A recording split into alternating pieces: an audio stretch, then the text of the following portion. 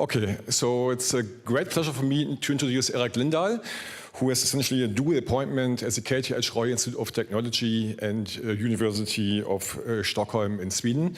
Erik's very well known for his contribution in computational science and HPC and molecular simulations. He has essentially developed the package GROMOX, which is called the Gromming Machine for Chemical Simulations. And he essentially will talk about how to map GROMOX to GPUs and talk about his experience essentially on using large-scale machines for molecular simulations. So. Thank you, Olaf. It's great to be here, and it's so fun. Everything is always so impeccably organized here, and in particular with the European Union elections now, I guess we shouldn't go into national stereotypes, but last time, so you're now worried that we were 9 minutes late at the end of the second day. Last time I gave a talk in Barcelona, we were an hour and a half late after the first talk. Not mine, though. I'll try to do my best. So. It's always difficult to give a talk to a diverse audience and everything, so I'm not going to talk so much about our life science applications. I have 2 or 3 slides on that. But then I'm going to try to talk a little bit more about our general challenges. GROMACS was actually a hardware machine from that. There's a reason why it's called machine. My big love in life is molecular simulation and understanding chemistry, really. And this spans over an insane number of orders of magnitude, both in space and time. Being in Switzerland, you have all this amazing materials chemistry here, which frequently occurs down on these scales of femto to attoseconds or something. Somewhere here, nano microseconds, this is where I live. Chemistry, lots of fun things happen here, proteins fold and everything. And eventually you would like to go all the way up to some sort of biology that's happening on seconds. There are huge computational challenges here, spanning everything from multi-scale modeling, trying to improve acceleration, parallelization of programs, so this is pretty much my life. We're pretty happy that we are somewhere here in the middle. We just need to go up to a millisecond or something, and I think we have fairly good ideas how we should get there. And sometime in the future, I guess we would like to be on a second. Not sure whether that's going to happen before my retirement. Molecular simulation is really boringly simple in a way. Forget about quantum chemistry and everything. I just obey old Uncle Newton, and I have a surprisingly simple, this is actually very simple. I just calculate small springs and everything, electrostatic interactions. I say that atoms can't bump into each other, and then I try to integrate this as a function of time. The big problem here is that as a function of time requires me to use a time step in the ballpark of femtoseconds. And there are lots of femtoseconds to a millisecond. So you usually sped up, and every time you do that, you have to redo everything, interactions between every single atom in the system. The other horrible thing with this is that you can't use anything like pre-optimized matrix libraries or anything. You have to code the entire interaction ourselves, which is really a curse. It's fun, but it's a curse. However, what that enables us to do, and the reason why we persist in doing this, is that there is so many amazing things we could do in computational chemistry. Already today, we are in the ballpark of a microsecond a day or so.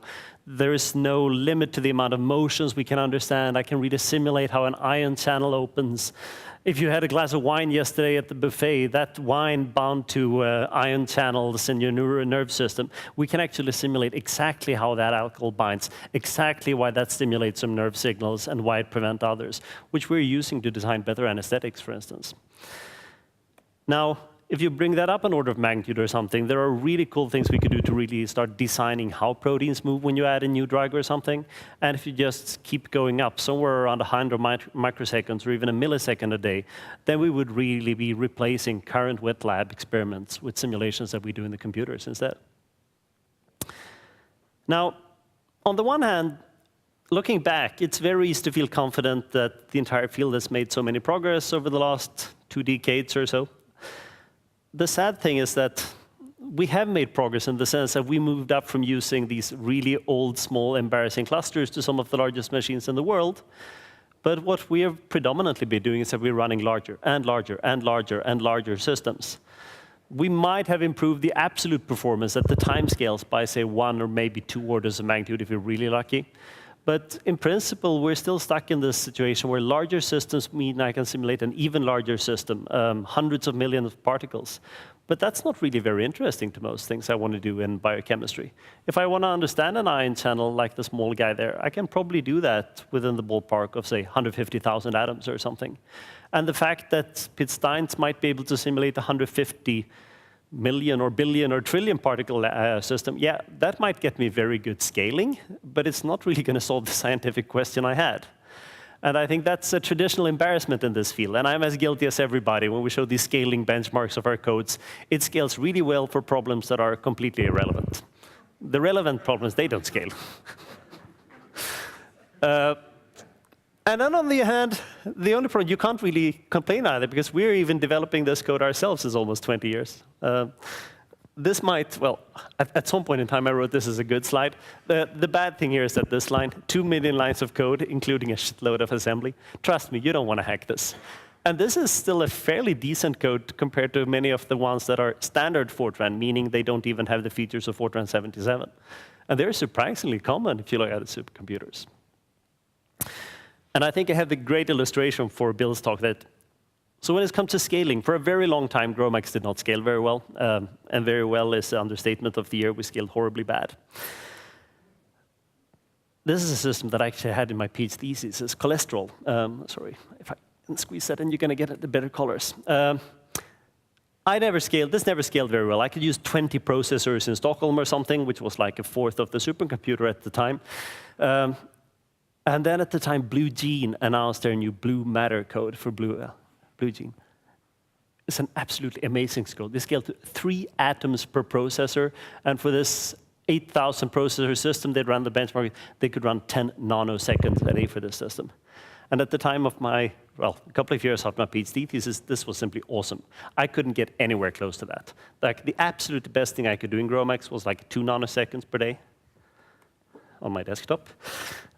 And I haven't bought a Blue Gene lately, but something tells me it's a little bit more costly than 5 desktops. And this is, of course, the problem. Their code scaled amazingly well because they hadn't even bothered to care about performance. And our code was absolutely horrible scaling, and I'm not going to try to defend it another way because I only cared about performance. And that's a problem here, because you can't start with the scaling. Then your performance is going to suck. On the other hand, you can't start just with your performance either, because you're going to design all these stupid 2 million lines of assembly code that are going to be a nightmare to try to parallelize.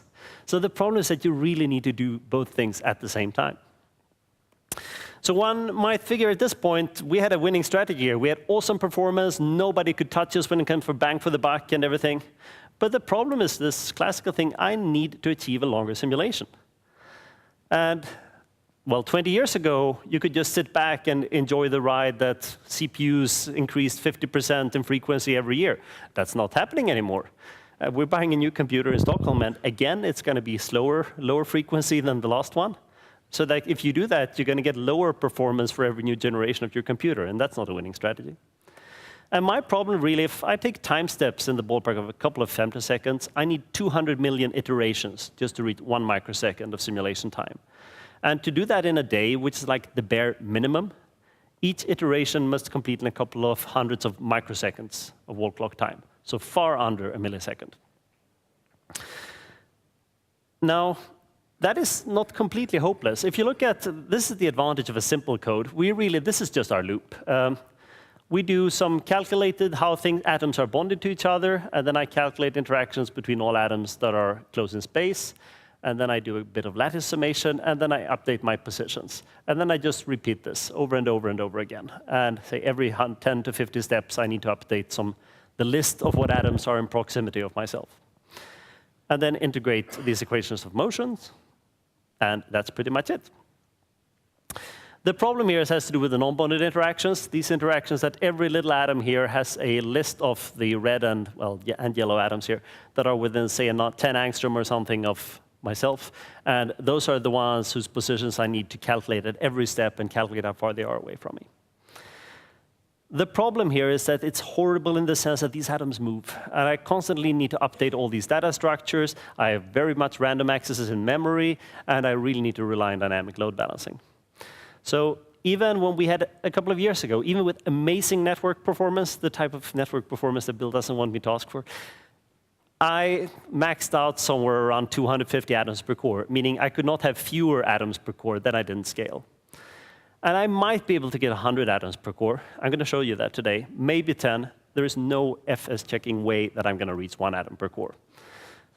So the problem is that if I want to get those 3, 4, 5 orders of magnitude speed up, I need faster nodes, not just more nodes at lower clock. And that's kind of the curse of my algorithm. And the problem there is that we're kind of screwed when it comes to CPUs. The one thing that we know currently in CPUs, they're not getting appreciably faster every year. So very early on, we decided that we need to look into alternative architectures, and at the time I was a postdoc at Stanford, and we decided to go for GPU acceleration. Now, GPU acceleration, to most of you think of these new fancy Tesla cards. When we started doing GPU acceleration, we were doing it in the GeForce 4 card. So this card actually doesn't even have 32-bit floating point. You had to get by with 16-bit floating point operations. No program could be longer than, I think it was 4,000 bytes, or 4,000 instructions. So like, just forget about it. It's absolutely nightmare card, and we didn't really get anywhere. But the problem is that CPUs are dying too. CPUs are getting ever more complex. That floating my type of code, they're easy. They're simple-minded in a way. I care about floating point performance, forget about everything else. The only problem is that Intel and AMD don't really care about floating point performance. The floating point unit could be something like roughly that area, and there are 4 of them per chip. So it's probably 1 or 2% of the chip die area that are floating point units. Everything else is stupid cache, branch prediction, shit, and the things that I'm completely uninterested in. And say what you want about those GPUs, but they're a floating point monster. It basically consists entirely of floating point units. And that's kind of too good not to use. I need to be able to use that one way or another. But we're coming back to this thing that it's much easier to port and scale a simple program, and we see greater reference scaling if we had not introduced any optimization. Our problem is that we started off from a program that was very heavily optimized. We were trying to use every single trick in the toolbox. And then you see this code and try to port it to a GPU. Like, you're using ideas about specific timing of instructions on Intel. We used tons of SIMD code, which is great on the CPU. But the entire code base has really been optimized to achieve great performance on a given architecture, CPUs. And like, you just get headaches if you even want to think about trying to port that to a GPU. And then you get even more irritated, because we spent like 2 years on this, and the first GPU tries we did, they were 100 times slower than running on a CPU. And you know what's even more irritating than that? Sorry. The reason for that is that this is a really difficult structure to port to the GPU, right? We basically have a list that's dynamically allocated in memory that keeps indices where we do random access in memory and find what neighbors are close in space. And that, like, a GPU faints if it only sees that data structure. It's like the anti-Christ for a GPU. You can't even think of that. But you know what's even more irritating? Then you see these other competitors or a new student developing a GPU code, and they claim that they got a factor 20 speed up. And that, of course, has to do, they started from a code. Well, what people do is that they spend 3.5 minutes writing a simple reference code on the CPU. Then they spend 18 months optimizing the shit out of a GPU code, and the GPU code is faster. It is. The only problem is that their GPU code was still slower than our CPU code, but you can't argue about that. That's not how it works in the world. So on the one hand, we're back in this thing that we're doing fairly well. I'm not going to show these benchmarks, but we did well on the CPUs and everything. And there's this nagging feeling, Jesus, they're all these young guys and they're doing GPUs. And on the one hand, you think that they're just cheating. They don't really have good performance. On the other hand, I know that it's a floating point monster. We would like to use that floating point monster too. And that's where you are in the thing that I had alluded to in the title, the Inventors Dilemma. So the problem, it's a classical question in business. The problem is that if you're somehow leading, and I'm not arguing that we're leading the market here, but if you're somehow leading the market, the last thing in the world you want to do is introduce some sort of new disruptive technology that kills the market. Because the first one you're killing is yourself, right? And that means that you become conservative. And that's true in science too. We and everybody else, you become conservative because you're really good at what you're doing. But sooner or later, there is a youngster that overtakes you, because they don't have that 20 years of horrible 2 million lines of assembly CPU code to drag along. And eventually, that's what started happening here. And it's not so much that we get worried, but I get more irritated on our own that, Jesus, we used the one thing that nobody could ever touch us on is performance. And suddenly, you are these people that are doing just as well as we did, because they're using GPUs. So I'm going to talk about our second generation GPU approach here. The reason for the first one is that it pretty much we never ever got better than an order of magnitude slower than the CPUs. And the reason for that, because we had this really bright idea that the GPUs is really complicated, it's really different from a CPU, so that to make the best possible use of this, we're going to treat it as a black box, and we're going to run the entire simulation, have a small core loop on the GPU. I have a bunch of slides somewhere on my laptop where I can make a really good argument for this. It sounded really good 5 years ago. The problem with this is that we ended up getting reasonably good performance, but then you start realizing that among those 2 million lines of code, there is a very large toolbook full of tricks.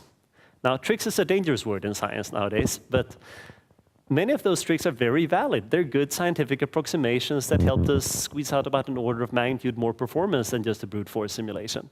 And we couldn't use any of those in the GPU because there were like 1 million lines of code that we would need to port to CUDA. And then you start to get a headache again. It's like, Jesus, every single algorithm that any student ever writes in my lab, now we would need to port that to CUDA. And then we can even then we can only run on a fraction of all the accelerators out there. At the time, the AMD was very important too. And the other problem is that you can't really parallelize either. Then we need to run the entire parallelization on the CPU, on the GPU. And the parallelization is frequently lots of bookkeeping, keeping track of all these halo zones and everything. And that's really something and a GPU, which is a streaming processor, is not very well adapted to. And it's kind of stupid to try to run these random access algorithms in the GPU where we have a 100 gigaflop CPU monster sitting right next to us, and we're letting we're letting both of them idle because we're running entirely on the GPU. So we decided in the second approach that if we really need to beat ourselves, we're going to need to use both the CPUs and the GPU at the same time. That is not as simple a solution as it sounds, because between these two, there is a horrible thing called the PCI Express bus, which is a bottleneck, very big bottleneck. Oh, small bottleneck, that's even worse. Bad bandwidth, bad latency. That's the whole reason we tried to avoid it in the first place. But of course, let's assume that we can't avoid it. The neat thing here is that what we have in there on the left is really these processors. We have like 16 cores here. They just love random memory access. They love interpolating things on grids that the GPU hates. While the GPU is really a floating point throughput monster where the CPU can't touch it. So let's try to use the best of both worlds. So we rapidly decided on an algorithm where, this is getting a bit complex here, but each of these squares is a node. So in each node, you typically have 2 CPUs, 2 CPU dies with 6 to 12 cores each, and then a GPU connected to each PCI Express bus. So I run 1 GPU job really per CPU socket, because they're connected very close to each other. And then I use a number 6 to 12 OpenMP threads, just as Bill mentioned here. And the reason for that is that programming raw threads is a nightmare. It's even worse than programming CUDA. And at some point, I think I gave this presentation at NVIDIA and said, oh, yeah, so you went for the simple setup. So this is a simple setup. I don't want to see the complicated GPU parallelization setup. Because suddenly we're doing parallelization all these different levels. We have explicit MPI parallelization here. We have OpenMP parallelization here. We have SIMD parallelization for parts of the code. We're offloading parts of it to GPU. We're pretty much trying to use every trick in the cookbook. Now, the cool thing with that is that rather than having that simple loop, as I showed you before, we're running most of the job here on the CPU, but the really big, expensive part, the one that accounts for 90+% of the runtime, the non-bonded faucet, that one we farm out to the GPU. And I'm not sure if this is a performance model, Bill, but we kind of started in a very naive way. I don't know anything about that fancy stuff. I'm not a computer scientist. So I ended up with, we started our code by simply, we didn't have any GPU code, so I started by just commenting out this code. I think, how fast, assuming that I didn't have to do this on the CPU, and assuming that the GPU was infinitely faster, which is not, how far would we scale and what performance could we get? Like, we can never, ever get better than that. And that way, yeah, we would get like a factor 5 speed up, and we would scale like there's no tomorrow, and that's pretty good. So we decided to do that, not necessarily because it's the best ultimate approach, but it's something that's feasible. And the other nice thing for us is that now we would only need a couple of 100 lines of GPU code here. The really big problem here is that I'm going to be super sensitive to latencies. I can't afford to lose a cycle across the PCI Express bus. I need to send over the streams here everything here needs to be asynchronous, so that I can set off the streams, the GPU does its business here, and then sends it back to the CPU instantly, so I can integrate while the CPU then takes care of all the communication and fancy stuff.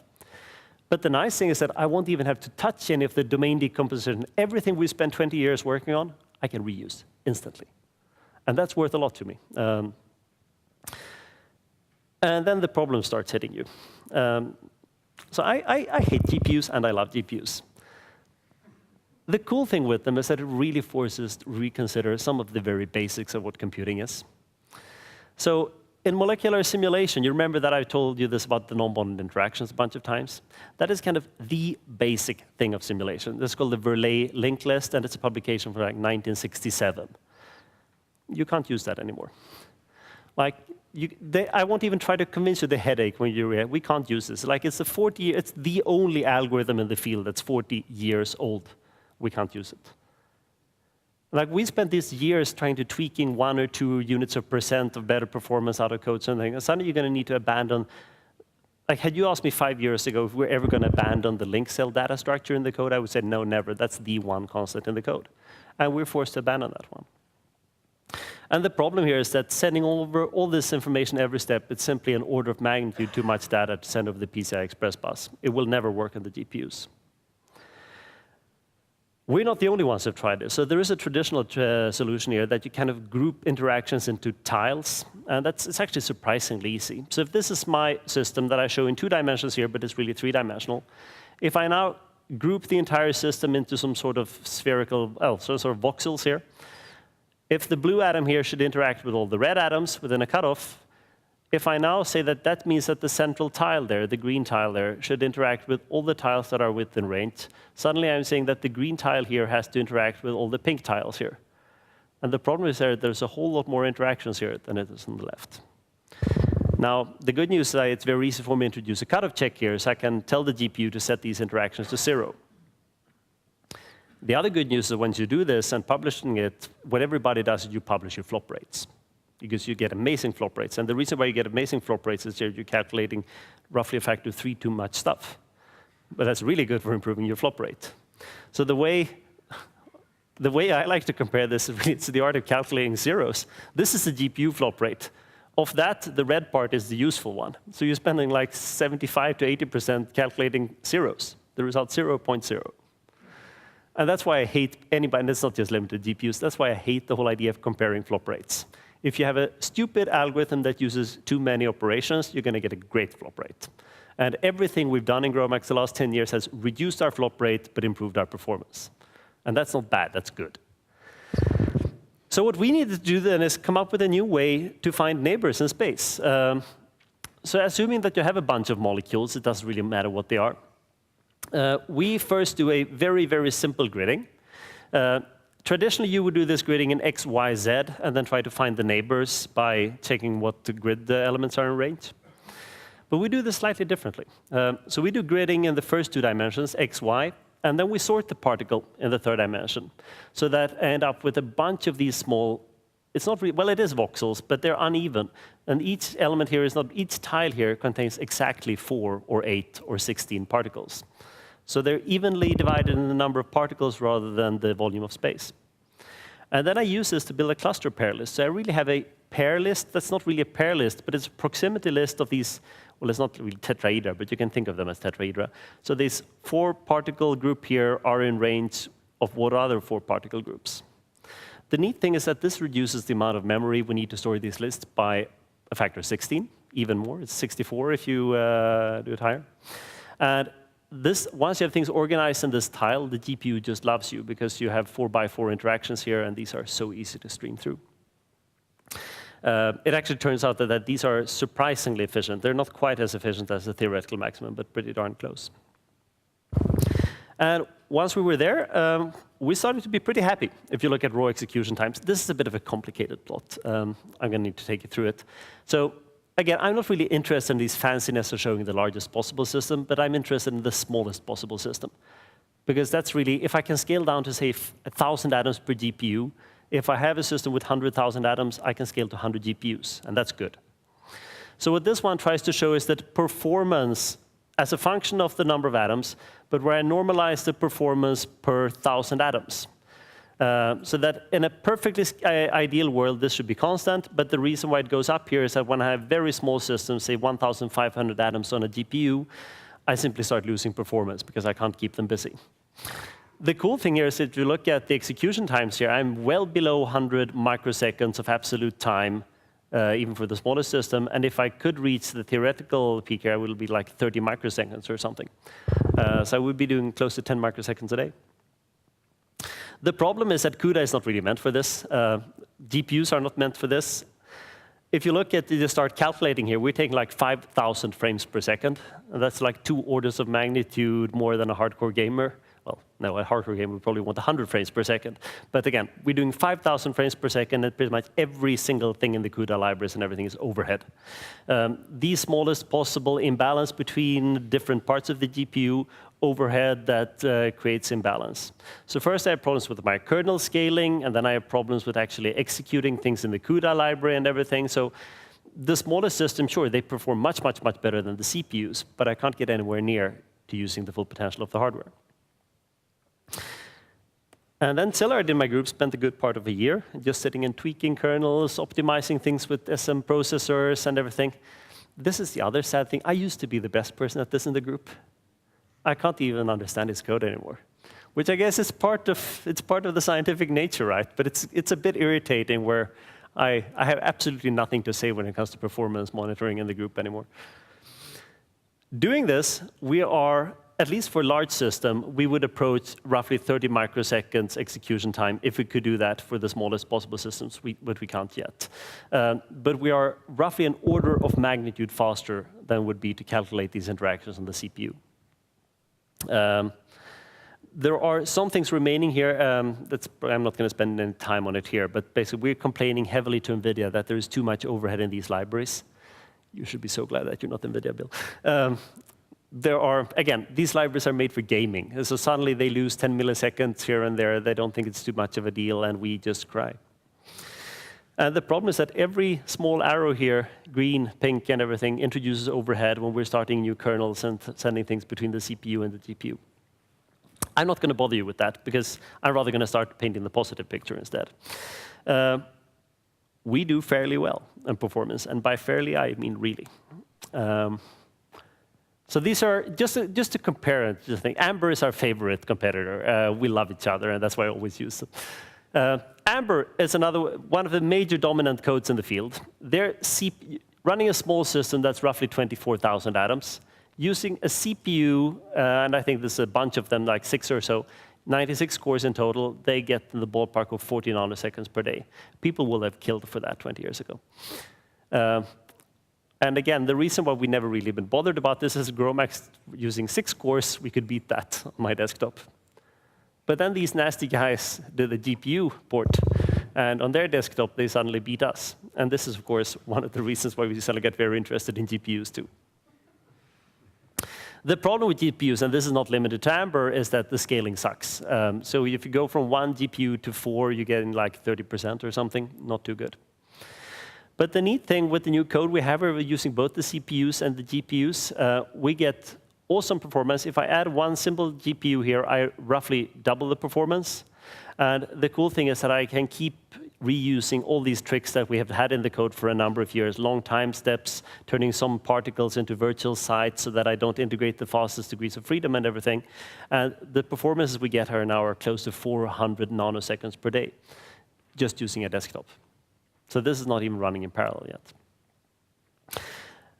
There's another fancy example, the villain headpiece. This is a famous protein because it was the first protein that people, well, they didn't quite fold it, but Peter Coleman almost folded it in 1998, using like 6 months of computing time on hundreds of processors on the largest supercomputers in the US. And he managed to get almost a microsecond of simulation time. Beautiful science paper at the time. That takes us roughly 22 hours on the desktop nowadays. I think that tells us something about this field has developed. It was 16 years ago since this was the state of the art, using all the resources Peter could get access to in the US.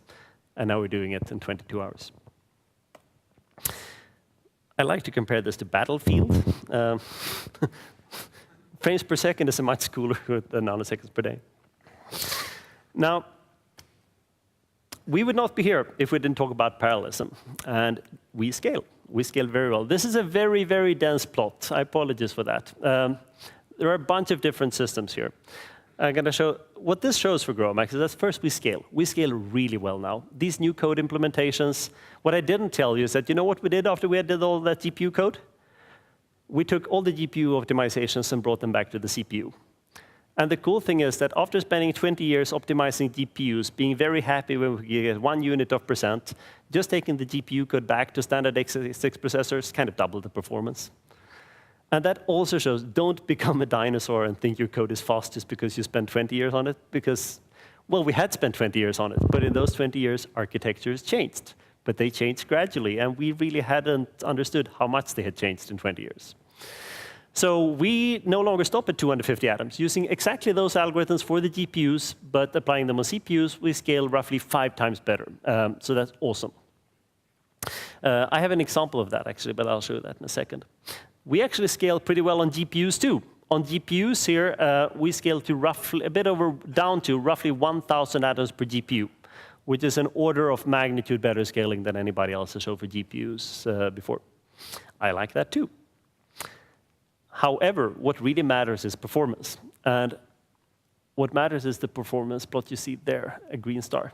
You might not be able to see this, but this purple dot out here is a very nice code developed by colleagues of ours at the K Computer in Japan called Modulas.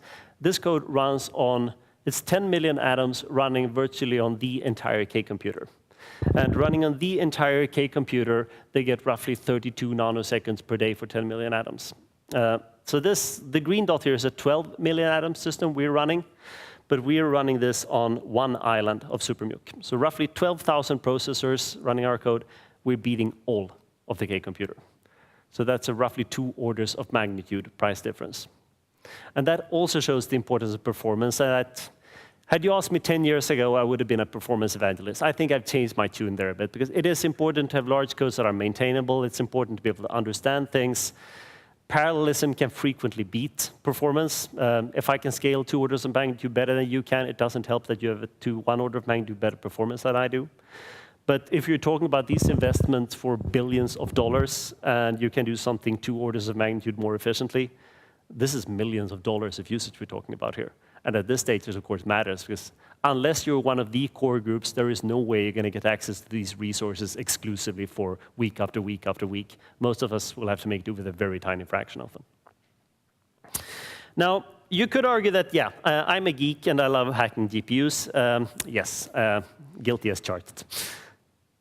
I enjoy hacking SIMD code, too, guilty as charged.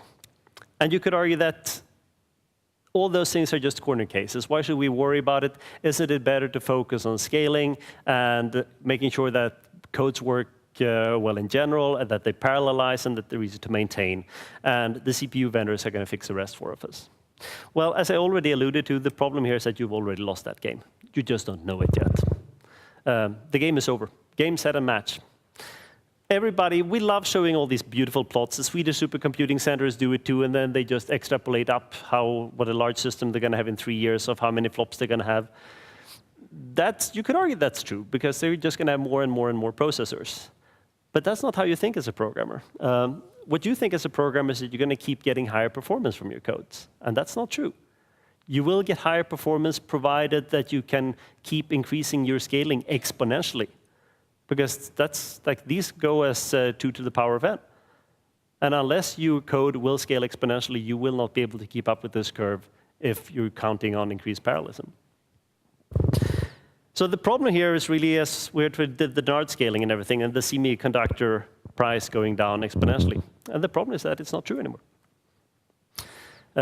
So we had a fun talk about this at this SOS conference, and that's, I'm not an expert in this, but just to get roughly the idea, the problem what's now happening, in particular with the 40 nanometer transition, is that we're not getting a factor 2 every 18 months. We might get a factor 1.75, which is not too bad.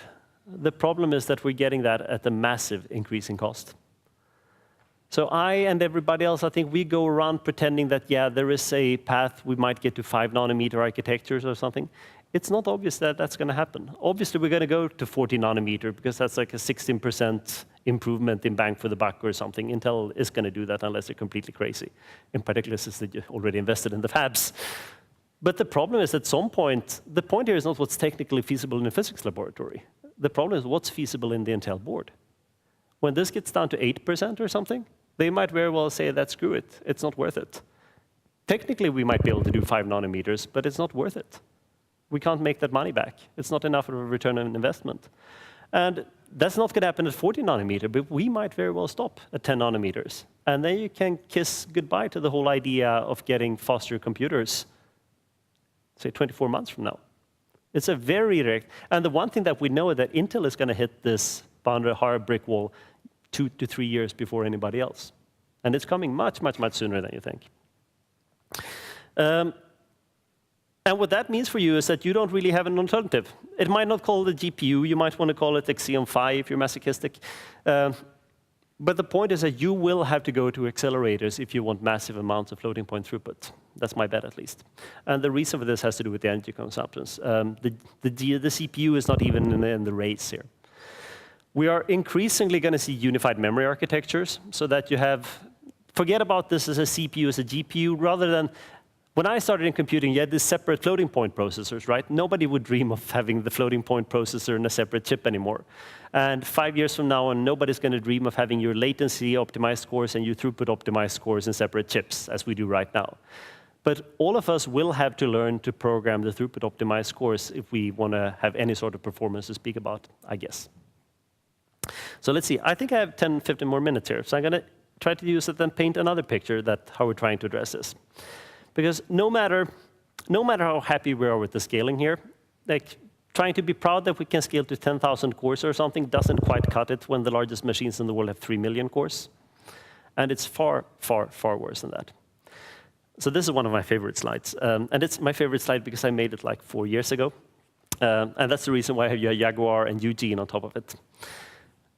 In 2010, when Eugene was installed, it was the largest computer in the world, 300,000 cores. That was a sexy baby at a point in time, apart from the fact that it was a blue gene.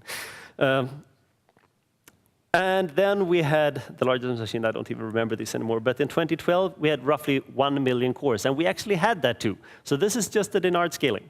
It works. In 2014, this bot would have expected that we should have had 3 million cores. That's not true, actually. It happened already late 2013. And again, just keep extrapolating this. 2016, 10 million cores might happen already next year. 2018, we're going to have 30 million cores. Whether you call these cores or processor elements is completely irrelevant, but it's some sort of computational unit. And the message that I want to drive home here is that just keep extrapolating this, and sometime a little while after 2020, you're going to have 1 billion functional elements in the largest supercomputers in the world. And in that perspective, trying to be proud that you scale to 10,000 cores, like they won't let you within a kilometer radius of the machine if you only scale to 10,000 cores. If you can scale to 1 million cores, you don't even scale to 1%. You scale to 0.1% of the machine. And I would guess today, if you can't even scale to 1% of the machine, you're not even eligible to run right. So that anybody who doesn't scale to 10 million cores won't even be allowed on these machines. And in particular, those of you who are students, I think the key thing to think about here is not how you want to scale and anything, but how are you going to use 1 billion cores? That's going to happen. That's going to happen if you're starting out as a student now. That's going to happen roughly by the time, well, it's going to happen before you have tenure. Unfortunately, I know what's going to happen in MD here. There are going to be a number of groups, I hope I'm not one of them, that use this to increase the size of your system. So rather than simulating a protein, we could simulate an entire cell, or 3, 4, 5 cells. That's going to be a couple of hundreds of billions of atoms. That's going to be enough to scale. The sad thing is that we all know very well what the end result of that simulation is going to be, because the problem is that we can make a simulation that's 1 million times larger, but that does not extend the timescales. And if you look at an entire cell and simulate that for 1 nanosecond, the end result is going to look exactly the same as the starting result. Unfortunately, this will probably make it to the cover of some glossy magazine by 2024, and the group saying that they did exascaling or yotta scaling or whatever they call it. And this is not a problem we've solved, but we're working a whole lot of this. And the thoughts we're having is that, yeah, I'm cheating, of course. Somewhere here, if you think a billion cores, I'm going to give up. There is no way I will run a simulation, one single simulation over an exascale computing. But we need to start to think much more in terms of ensembles. This is something we've done quite successfully for a number of years in folding at home. But it's not limited to that type of stuff. Most of the things we do in simulation is somehow founded in statistical mechanics. And anything in statistical mechanics, I can usually find a great way to use at least 10 samples, and in many cases, hundreds or thousands of samples. The problem, in particular in folding at home, is that it becomes a maintenance nightmare to keep track of these thousands of simulations, where they're running, if they died, if you filled up the queue system, if you ran out of time somewhere, somebody killed your job because they had a maintenance window and everything. So we are increasingly writing programs to handle this automatically. Think of this as folding at cluster, where we're really having parallelization on a whole range of different levels. So the idea is that we're going to use GPU, SIMD acceleration, multi-threading MPI, and then have each of these chunks, which is a job that then might then use a couple of thousand cores. But then we're going to run hundreds of these workers in every server and possibly even communicate between different supercomputers. And we actually have this working in a couple of cases. This is the villain headpiece, which was the system that Peter Coleman simulated for months in a supercomputing. It's a tiny system. It's roughly 7,000 atoms with water and everything. I'm not showing the water here. And we are running this in a setup that's very similar to folding at home. The problem in folding at home is that we don't have GPUs, we don't have parallelization, but on a supercomputer we do. So we run roughly 50 nanoseconds per generation, and these generations, this was 2 years ago when it took 10 hours, we can probably do this in 5 hours per iteration now. But then we use roughly 6,000 cores for this. We're running like 400 simulations that are independent of each other in parallel. Well, technically, they're not independent. They communicate, but they only communicate, say, once a minute or something, not every microsecond. The cool thing, if you do the math here, is that I have effective scaling to 1.3 atoms per core. Compared to that, to those 40 to 80 atoms that I was really proud of a couple of slides ago. And the cool thing is that this works amazingly well. So this takes roughly 24 hours, and the white one here is the experimental structure. The red one is my simulated one. The cool thing here is that I'm not cheating. Almost everybody doing protein folding is cheating, me included. And people cheat in the way that we know what the white structure is, so we track the red structure, and when the red structure flies by the white structure, I immediately hit the stop button and claim that I could fold the protein. That's not folding. So what we can do with this type of ensemble techniques, I exhaustively sample the phase space. So the red structure here is actually a prediction of us where we have not used any information from the white structure. But I predict that the red structure here should be the lowest free energy of this particular molecule, which is then within 1.5 angstrom of the experimental structure. So we really get a convergence here in, well, 46 hours was at the time. And doing this type of analysis, not only can we scale really well and use some of the largest resources in the world, we actually managed to beat custom purpose designed application-specific integrated circuit hardware. Because we have, our absolute performance is not better, but we are much, much more cost efficient, and we can have orders of magnitude better throughput because I can use tens of thousands of cores in parallel. This is available if people want to play with it. It's very much work in progress, and we like it for the type of problems we work with. It's an entirely agnostic plugin architecture. It has nothing to do with GROMACS actually. But I very much like this approach of being able to run some things of ensemble simulations of supercomputers, in particular because I really hate keeping track of my runs. Now, before I stop, I'm going to have 1 minute, and this is an important memento mori here. You might think that I'm a geek, I love hacking GPUs and everything. You don't really care about any of these things. You will just keep using your program that either you or your advisor or your advisor's grand advisor wrote 1960, because that's good enough for now, and computers are so fast anyway. But computer developments happen much faster than we think. And these jumps are frequently very, very sudden. So even when I started my PhD in Sweden, Sweden still had a vector computer by Cray. And the memento mori slide I want to show you here, that those of you who are young don't remember these machines. They were really sexy. Cray T90, the last one was shipped in 1999. It was an awesome machine at the time, 50 gigaflops. which is roughly half the performance of my iPhone. The problem is that there are a whole lot of codes that absolutely needed to use these vector machines. And that's the reason why Sweden kept buying them. We have some very large research groups whose code simply could not run on any other architecture, and we kept buying Fujitsu machines for a couple of years until they eventually gave up, basically because Fujitsu was hardly selling them anymore. Nobody else in the country could use it. And at that point, they simply said, tough luck. If your code can't run on the machines we have, that means you're not going to run your code. And that will happen. It's going to happen much, much, much sooner than you think. This might not be GPUs. But I would be extremely surprised if the processors we have 5, 10 years from now on are going to be standard x86-like processors where you don't have to worry about accelerators or anything. So if you take that attitude, sit back, lean, you're going to be very comfortable for 5 years. But somewhere around 2020 or something, it's going to strike you that your code will not run at all on the machines that are available then.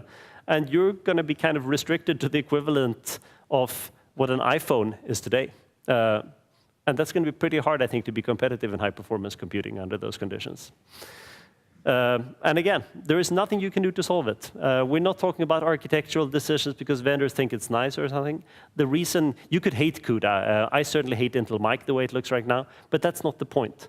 These are fundamental architectural decisions that you need to be extremely parallel if you want to have any chance of high-performance computing. I will stop there, and I would be happy to take some questions. There are lots of people who have helped us here, in particular CSCS. Thomas, our parallelization wouldn't be anywhere near what it is without all the help and access to PIN-Steins. Thank you very much.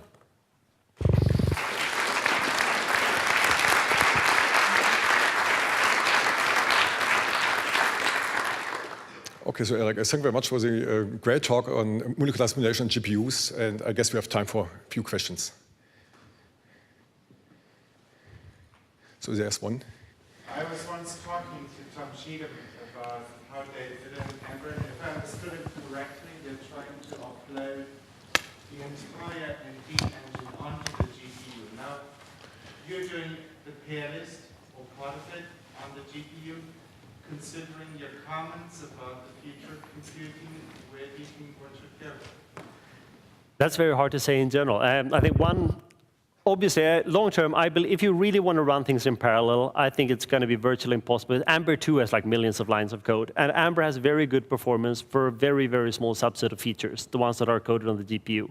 I think it's not realistic that people will port 2 million lines of code to every new architecture. It's not going to happen.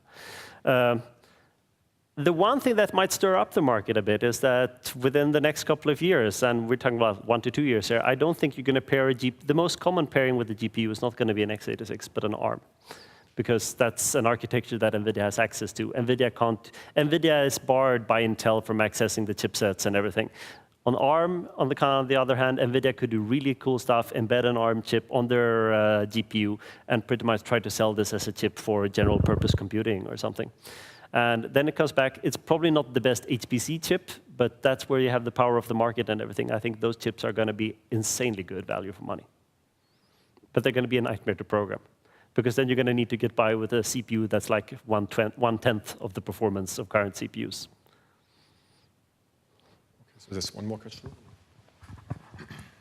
I'm a bit puzzled by these million lines of code, because when I look at your diagram of what you're doing, and I see PME as like, and neighbor lists, and so that can't be more than a few thousand lines of code. So in many cases, what we are really obsessed with this thing. We never ever want to calculate a result if I know that the result. I never ever want to calculate an operation if I know that the result of this operation is going to be 0. Because the fastest floating point operation is the one I can remove from the code. And my normal way of doing this is we have insane amounts of problem-specific code. So for instance, a water molecule, on the classical molecular simulation level, you approximate a water as an oxygen and 2 hydrogens. That's technically true, but it's only the oxygen that has both non-bonded Lennard-Jones interactions and charge. The hydrogens are small, so that you only have charge on them. So if I now have 2 waters interacting, technically it's 9 interactions, but there's only one of those interactions that has a Lennard-Jones interaction. So for 8 of them, I only need to do the charge interaction. So there is routine after routine after routine where I have code that's really special purpose software to try to avoid calculated interactions. And that increases the number of codes a lot. And then there are all these special corner cases if you want to do free energy calculations, you want to pull something, routines that might be used in 1% of the simulation. But on the other hand, there are probably 200-300 routines like that. So in general, you will probably use one of them in any simulation. It's just that there are lots of different ones, so they're hard to remove. Can I follow up? So there's another thing about this obsession about avoiding floating point operations. We should try to create algorithms that have the lowest possible complexity. I agree with that. We should try to avoid floating point operations. But when it comes to avoiding floating point operations at the expense of moving data on today's machines, we may not win at that point because the floating point units are No, you're right. trivial. And that's actually a major change for us in the new CUDA code, that we actually moved back to the CPUs. So we do far less fancy load balancing in our non-bonded interactions in the new code. Now we simply do a brute force approach to get these nice 4x4 tiles. And that's, of course, and I think that's a great example of what Bill spoke about too. That's one of the reasons why it scales so much better. But nota bene, it does not scale better because our scalar version is slower. It scales the absolute performance ends up being much better than the scalar version. So the load balancing we got from these horribly imbalanced interaction actually ended up killing our performance. So I think you're right, but it's also, this is a gradual process. We can't afford to, in many of these things, that the algorithms are so optimized that a simple brute force algorithm is not going to beat it. But I think we are increasingly going to stick with simple algorithms. Okay, so I see one more question. Yes, please use the microphone. Yes, you said that you will hit the transistor barrier 40 nanometers or 10 nanometers soon. But if Intel hits this barrier, NVIDIA hits it also.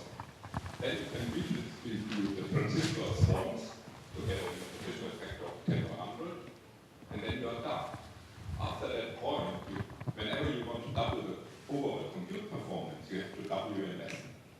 Yes, I think so. NVIDIA is going to have a couple of more years, but yes, that will happen. Yeah, in this context, do you really feel that it is interesting to make large ensembles, because then you have to pay for each ensemble you are doing. You have to carefully select which ensemble you are doing. Because Yes. doubling the machine size is doubling the investment. It's a difficult question, and I think there was a similar discussion when all these digital single-lens reflex cameras started to appearing, right? Because they too use CMOS chips. And all these small cameras were so cheap, and the big challenge with if you want the SLR cameras is that they need a 33mm sensor. And the problem there was you didn't need more transistors, but you needed a physically larger sensor, and then Moore's law doesn't hold, because Moore's law only holds if you can squeeze more things in a smaller area. But apparently, when it comes to these cameras, they are surprisingly cheap. So people managed to produce these sensors not quite as fast as Dinard scaling, but significantly cheaper than what it was a couple of years ago. So I'm still fairly enthusiastic that NVIDIA and other companies that don't rely on cranking up the clock frequency can produce some sort of chip where they manage to squeeze in more and more functional units, even if that means increasing the chip area. But that's an open question. And you're certainly right that it's not going to happen naturally. Okay, I see one more short question from Petros Koumoutsakos. I'd like to say one more possible direction in this ensemble that you propose. I think in molecular dynamics, there's many parameters. There's like 20, 30 parameters that cause potentials have. So I think it makes sense to do uncertainty quantification in molecular dynamics and to study spaces of parameters when you're presenting the result. And that could be complementing to what you're proposing, I think, in this. Yeah. But it's of course also a problem that does not hold for all problems. And I think quantum chemistry is going to have even larger challenges than we do, because, and again, that doesn't build on statistical mechanics. And I'm very happy that it's not my task to scale quantum chemistry to 1 million cores. That's going to be difficult. Okay, so thank you very much, Thank Erik, you. for joining us for coming to this conference.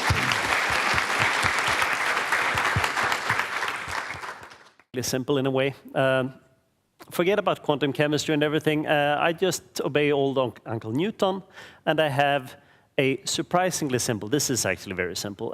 I just calculate small springs and everything, electrostatic interactions.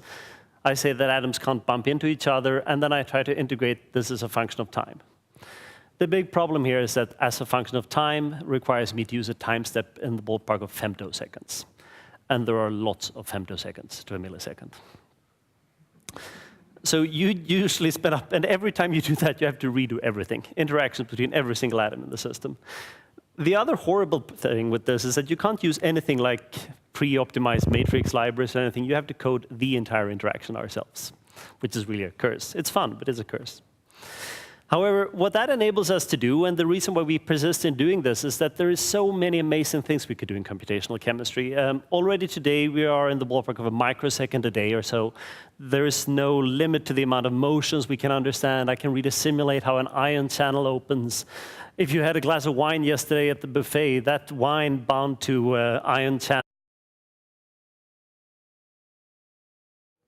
Okay, so it's a great pleasure for me to introduce Erik Lindahl, who has essentially a dual appointment as the KTH Roy Institute of Technology and University of Stockholm in Sweden. Erik's very well known for his contribution in computational science and HPC and molecular simulations. He has essentially developed the package GROMOX, which is called the Gromming Machine for Chemical Simulations. And he essentially will talk about how to map GROMOX to GPUs and talk about his experience essentially on using large-scale machines for molecular simulations. So. Thank you, Olaf. It's great to be here, and it's so fun. Everything is always so impeccably organized here, and in particular with the European Union elections now, I guess we shouldn't go into national stereotypes, but last time, so you're now worried that we were 9 minutes late at the end of the second day. Last time I gave a talk in Barcelona, we were an hour and a half late after the first talk. Not mine, though. I'll try to do my best. So. It's always difficult to give a talk to a diverse audience and everything, so I'm not going to talk so much about our life science applications. I have 2 or 3 slides on that. But system, hundreds of millions of particles. But that's not really very interesting to most things I want to do in biochemistry. If I want to understand an ion channel like the small guy there, I can probably do that within the ballpark of, say, 150,000 atoms or something. And the fact that Pitt Steins might be able to simulate 150 million or billion or trillion particle system, yeah, that might get me very good scaling, but it's not really going to solve the scientific question I had. And I think that's a traditional embarrassment in this field, and I'm as guilty as everybody when we show these scaling benchmarks of our codes. It scales really well for problems that are completely irrelevant. The relevant problems, they don't scale. And then on the other hand, the only problem, you can't really complain either, because we're even developing this code ourselves since almost 20 years. This might, well, at some point in time I wrote this as a good slide. The bad thing here is that this line, 2 million lines of code, including a shitload of assembly. Trust me, you don't want to hack this. And this is still a fairly decent code compared to many of the ones that are standard Fortran, meaning they don't even have the features of Fortran 77. And they're surprisingly common if you look at the supercomputers. And all this in your nerve system, we can actually simulate exactly how that alcohol binds, exactly why that stimulates some nerve signals and why it prevents others, which we're using to design better anesthetics, for instance. Now, if you bring that up an order of magnitude or something, there are really cool things we could do to really start designing how proteins move when you add a new drug or something. And if you just keep going up somewhere around 100 microseconds or even a millisecond a day, then we would really be replacing current wet lab experiments with simulations that we do in the computers instead. Now, on the one hand, looking back, it's very easy to feel confident that the entire field has made so many progress over the last 2 decades or so. The sad thing is that we have made progress in the sense that we moved up from using these really old, small, embarrassing clusters to some of the largest machines in the world. But what we have predominantly been doing is that we're running larger and larger and larger and larger systems. We might have improved the absolute performance at the time scales by, say, 1 or maybe 2 orders of magnitude if we're really lucky. But in principle, we're still stuck in this situation where larger systems mean I can simulate an even larger. So then I'm going to try to talk a little bit more about our general challenges. GROMACS was actually a hardware machine from that. There's a reason why it's called machine. My big love in life is molecular simulation and understanding chemistry, really. And this spans over an insane number of orders of magnitude, both in space and time. Being in Switzerland, you have all this amazing materials chemistry here, which frequently occurs down on these scales of femto to attoseconds or something. Somewhere here, nano microseconds, this is where I live. Chemistry, lots of fun things happen here, proteins fold and everything. And eventually you would like to go all the way up to some sort of biology that's happening on seconds. There are huge computational challenges here, spanning everything from multi-scale modeling, trying to improve acceleration, parallelization of programs, so this is pretty much my life. We're pretty happy that we are somewhere here in the middle. We just need to go up to a millisecond or something, and I think we have fairly good ideas how we should get there. And sometime in the future, I guess we would like to be on a second. Not sure whether that's going to happen before my retirement. Molecular simulation is really boring